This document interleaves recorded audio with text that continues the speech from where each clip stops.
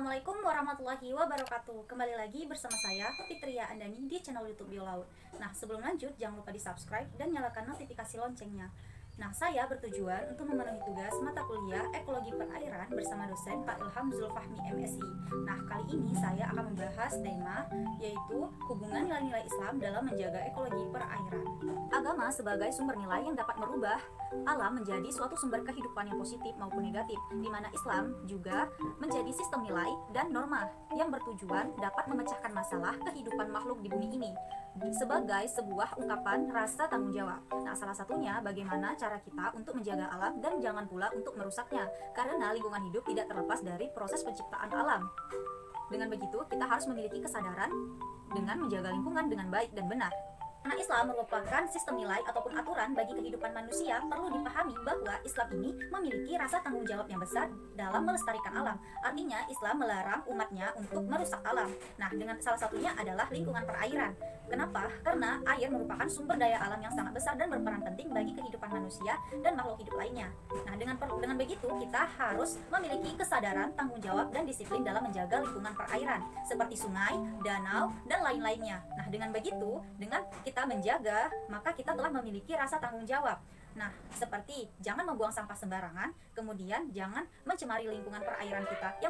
Adapun ayat Al-Quran yang berkaitan dalam menjaga lingkungan, salah satunya adalah Quran Surah Al-A'raf ayat ke-56 hingga 58 yang berbunyi, A'udzu billahi minasyaitonir rajim. Bismillahirrahmanirrahim. Wala tufsidu fil ardi ba'da islahiha wad'uhu khawfan wa tama'an. Inna rahmatallahi qaribum minal muhsinin. Artinya, dan janganlah kamu berbuat kerusakan di bumi setelah diciptakan dengan baik. Berdoalah kepadanya dengan rasa takut dan penuh harap. Sesungguhnya rahmat Allah sangat dekat kepada orang-orang yang berbuat kebaikan.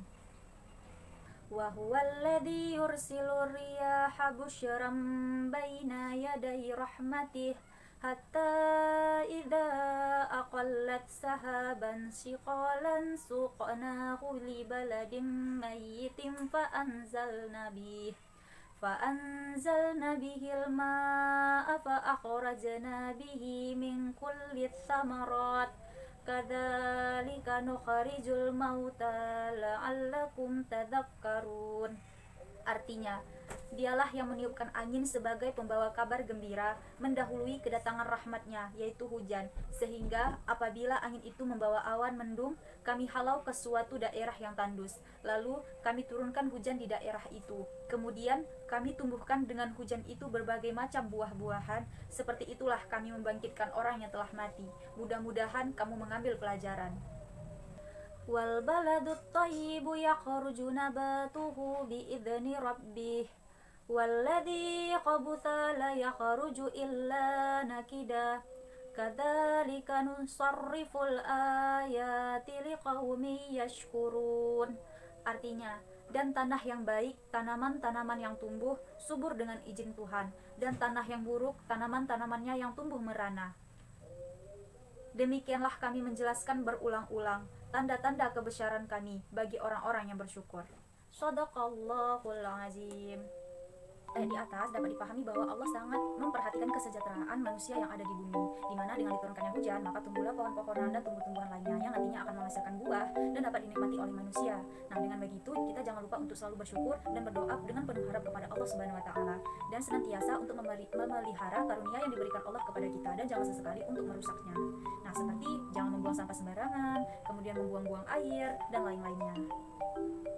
Adapun salah satu hadis yang berkaitan menjaga lingkungan adalah hadis Rasulullah yang diriwayatkan oleh Abu Hurairah radhiyallahu anhu yang berbunyi, la yabullanna ahadukum fil ma'id da'imal ladzi la yazri tsumma yahtasilu fihi, yang artinya janganlah seseorang dari kalian kencing di dalam air yang diam yang tidak mengalir kemudian mandi darinya. Nah, dari hadis ini Rasulullah mengajarkan kita bahwa pepohonan dan satwa juga mesti dilindungi demi kelestarian ekosistem. Dengan begitu jangan sesekali untuk kencing sembarangan. Yang kedua yang berkaitan juga dengan menjaga lingkungan adalah An Abi Hurairah radhiyallahu anhu qala Rasulullah sallallahu alaihi wasallam, man kanat lahu ardu falyazra'ha aw liyamnaha akhahu fa in aba aba falyumsi aradahu. Hadis riwayat Bukhari yang artinya dari Abu Hurairah radhiyallahu anhu, ia berkata, Rasulullah shallallahu alaihi wasallam bersabda, siapa yang memiliki tanah maka hendaklah ia menanaminya atau memberikannya kepada saudaranya. Nah, jika dia menolak atau tidak memberikannya, maka hendaklah ia menanamnya. Nah, dari kita sebagai umat muslim, kita harus menjaga lingkungan kita, seperti menjaga lingkungan perairan, jangan membuang sampah sembarangan dan lain-lainnya. Karena jika kita membuang sampah di laut, di sungai dan lain-lainnya, itu akan berdampak bagi ekosistem yang ada di situ, dan juga akan berdampak bagi kita seperti timbulnya berbagai macam penyakit dan lain-lainnya. Nah, dan juga tadi kita sudah mendengar beberapa ayat Al-Qur'an dan hadis yang berkenaan dengan lingkungan hidup. Nah, demikian yang dapat saya sampaikan, lebih dan kurang saya mohon maaf. Wassalamualaikum warahmatullahi wabarakatuh.